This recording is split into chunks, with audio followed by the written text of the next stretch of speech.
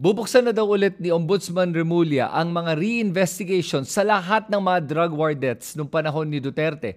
At gagawin niya to dahil, alam ba nyo, na yung mga reinvestigations na nagawa pa lang ay lumalabas around 52 reinvestigations. Sa 52 reinvestigations, alam ba nyo kung ilan pa lang ang nagkaroon ng conviction?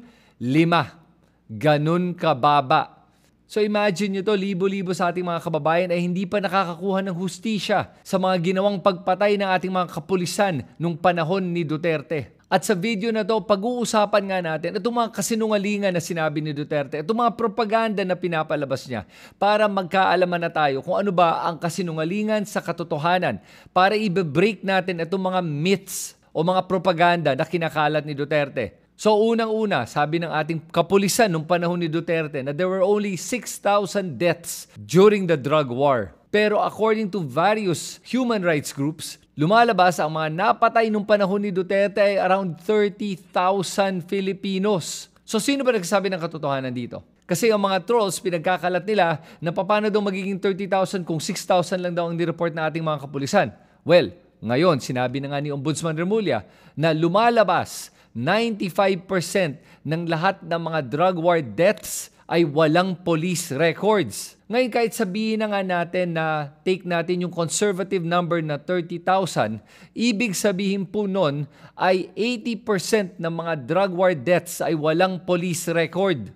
Kasi 6,000 lang ang nireport ng police sa 30,000 na napatay. So ibig sabihin nun may 24,000 na hindi na-report. Conservative pa yan. Dahil according to Remulla, baka it's higher than 80%, baka nga umabot as high as 95%. Kaya ginagawa niya itong investigasyon na to. At yun palang basag na ang mga kinakalat ng mga trolls ni Duterte. Ngayon, bago natin basagin yung mga iba't ibang propaganda na sinasabi ni Duterte, babanggitin ko lang na hindi po ako sang-ayon sa droga, hindi ako gumagamit ng droga, and I do not agree with drug use at all. Pero hindi ko hinuhusgahan ang mga taong gumagamit ng droga. Kanya-kanya lang po yan. Pero kung para sa akin lang, mas mabuti kung mas mabawasan ang gumagamit at dumedepende sa paggamit ng droga. Okay, sunod naman. Meron ba tayong drug problem sa Pilipinas?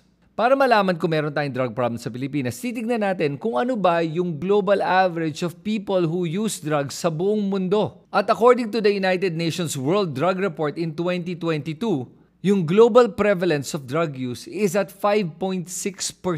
Ngayon, ano ba ang drug use sa Pilipinas? According to the survey by the Dangerous Drugs Board in 2019, the current user prevalence rate sa Pilipinas is just around 2% or 1.67 million Filipinos, way below the global average. So ang ibig sabihin po nun ay wala pong drug problem sa Pilipinas. Kasi para makonsider mo na may problema ka ng droga sa isang bansa, kailangan yung mga dami ng tao na gumagamit ng droga ay mas mataas sa global average. Ang Pilipinas is way below the global average. At mas bumaba pa nga in 2023 down to 1.47 million Filipinos. Kaya malinaw dito sa data na to na walang drug problem dito sa Pilipinas. Pangatlo, pinaniniwalaan ng mga iba't ibang mga sumusuporta kay Duterte na lahat ng mga gumagamit ng droga ay mga violenteng kriminal na nagko-commit ng rape at murder.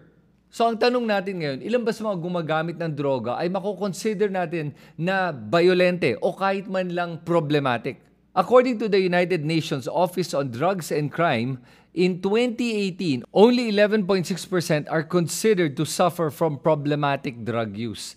So, ibig sabihin nun, out of the 1.67 million, 1.5 million of them are not problematic. At karamihan ng mga taong gumagamit ng droga ay walang ginagawang masama, hindi gumagawa ng mga violent crimes at nananahimik lang silang nabubuhay. Kaya kailangan talaga tignan natin ulit itong issue na to at ayusin natin yung pag-iisip at huwag tayo nadadala sa ating damdamin lamang para hindi na maulit itong mga ganitong krimen na pagpatay ng karamihan ng ating mga kababayan. Dahil lang sa galit nyo o sa paniniwala nyo na meron nga tayong drug problem at na lahat ng mga gumagamit ng droga ay mga violenteng kriminal. Kasi ang ginawa lang talaga ni Duterte ay pinatay ang ating mga kababayan, pero naitigil ba talaga ang paggamit ng droga? Hindi. At ang isa pang hindi pa niya nagawa ay yung paghahabol sa mga tunay na kriminal. Kasi siguro naman magkakasundo tayong lahat na lahat tayo ayaw natin ng krimen. Ayaw natin ng mga violenteng krimen. At lahat ng mga violenting kriminal na gumagawa ng mga rape o mga murder o yung mga kidnapping, carnapping, mga theft ay dapat nakukulong. Yan po yung kailangan tutukan ng ating gobyerno. Yan po yung mali na ginawa ni Duterte. At yan po ang dapat na ginagawa nating lahat, na nagsasama tayong lahat laban sa krimen. At importante na maintindihan natin to at huwag nating kakalimutan yung ginawang krimen ni Duterte at ang mga ating kapulisan nung panahon ni Duterte, na sila ang pumatay sa ating mga kababayan, 30,000 without due process. Para sa ganun, hindi na po maulit to. At ngayon, how do we move forward from this? Unang-unang, kailangan tutukan ng ating mga kapulisan ay lahat ng mga violenting kriminal. Basta gumawa ka ng violenting krimen, huli ka. Pangalawa, dapat ibahin natin yung tingin natin sa mga taong gumagamit ng droga. Dahil po sa ating mga biases at judgments, iniisip agad natin na mga kriminal itong mga to. Ang unang-unang dapat tignan natin ay mga tao din po sila. Magkaroon po tayo ng compassion. Kaya salamat kay Ombudsman Boying Remulla na bubuksan niya ulit ang investigasyon dito sa mga drug war deaths ni Duterte. Para sa ganun, magkaroon ng hustisya ang mga pamilya ng mga biktima.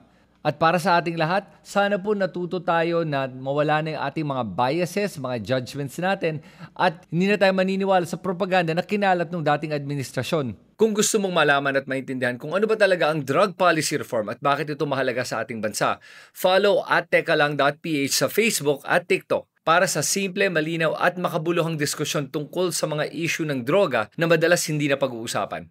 Kayo, ano tingin nyo? Isa ba kayo sa naniwala sa propaganda na kinalat ni Duterte? At naniniwala pa rin ba kayo doon? Isulat nyo lahat ng komento nyo dito sa comment section sa ibaba. At pag nagugustuhan mo yung mga ganitong klaseng content, please subscribe to this YouTube channel and consider becoming a paid member. Salamat sa inyo lahat. Ito si Kristan. Magkita tayo muli.